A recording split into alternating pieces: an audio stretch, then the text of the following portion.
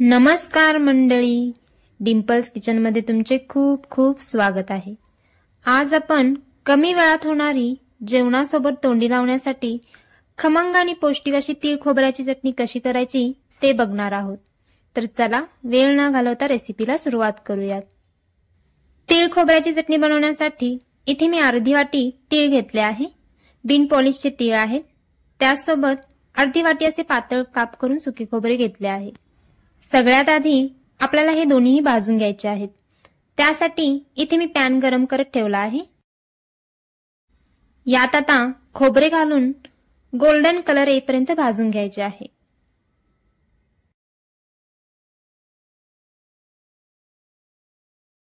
जास्त लालसरही भाजायचे नाही आहे, गोल्डन कलर येईपर्यंत भाजून घ्यायचे आहे। अशा पद्धतीने सगळ्या साइडने खोबरे छान असे भाजून घ्यायचे आहे। इथे मी तेलाचा अजिबात वापर केला नाही आहे, असेच भाजून घेतले आहे।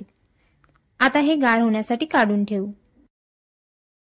याच पॅन मध्ये तीळ भाजून घेऊ। यावेळी गॅस बारीक करायचा आहे।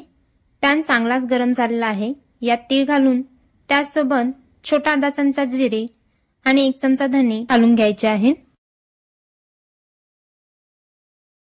आता हे सगळे आपल्याला बारीक गॅसवरती एकसारखे असे खरपूस भाजून घ्यायचे आहे।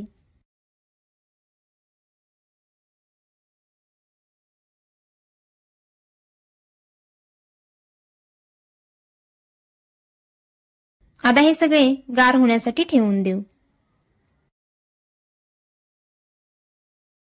खोबरे आणि तीळ गार झाल्यानंतर मिक्सरच्या भांड्यात काढून घ्यायचे आहे। त्यासोबत यात 8 पाकळ्या लसूण, अर्धा चमचा लाल तिखट आणि चवीनुसार मीठ घातले आहे। आता आपल्याला हे सगळे मिक्सरला बारीक करून घ्यायचे आहे।